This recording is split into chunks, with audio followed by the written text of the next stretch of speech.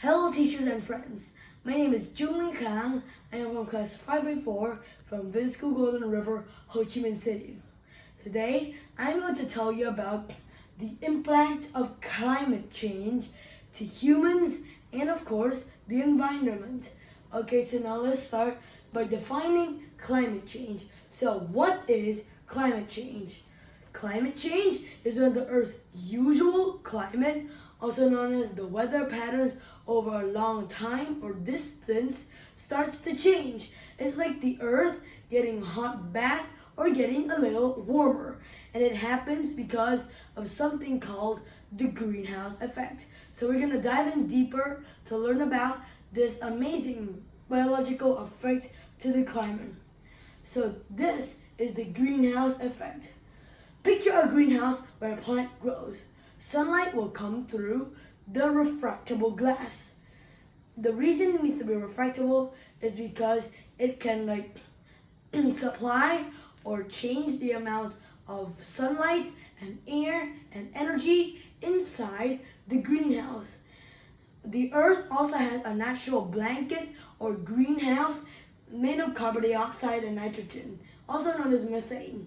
When we use a lot of cars, motorcycles, or make factories or use the factories, then we would add more of these gases, creating a thicker layer of glass or methane and carbon dioxide, making the Earth hotter and hotter every single day. So now we're going to talk about a few of the effects when the Earth gets warmer. What happens when it gets warmer? It meaning the Earth. First is melting ice. Think about what happens when on a summer day when you forget to eat your ice cream and you put it out in the sun. What will happen? Of course, your ice cream will melt. That's the same thing that is happening right now in the polar ice caps.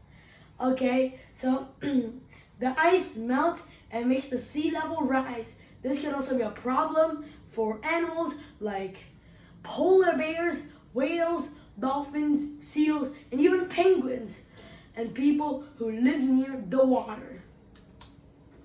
Crazy weather.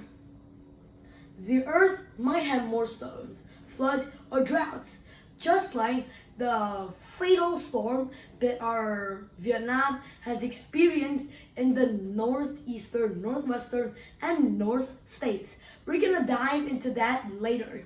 Now we're just gonna focus on crazy weather. These natural disasters, like I said, floods, earthquakes, and all those can make it harder for plants, animals, and people to thrive and grow up in this harsh environment. As you can see, this is the example of the flood where the house, the trees, and the cars are submerged, leaving the people having to live on their roofs or basically anywhere that is dry and not submerged under the water. Let's move on to the next part. Migrating animals.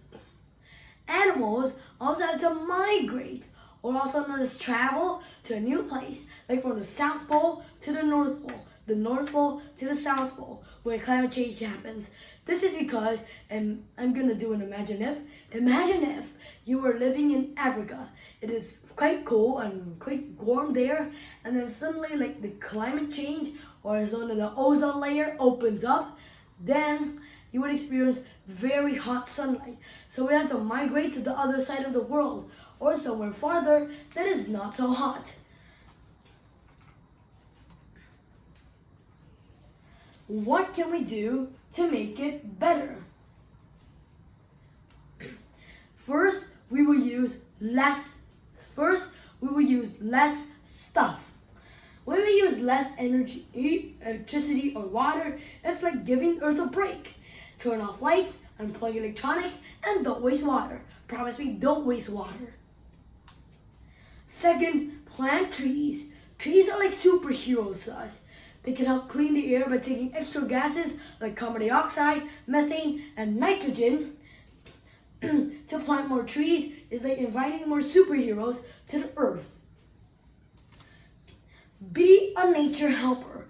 Just like being a helper in class, trees and us can also pick up trash and other unuseful things in the class. So here are the picture of the storms I call the Yagi storms that are very popular and also very dangerous in Vietnam right now. So that is the end, and bye bye.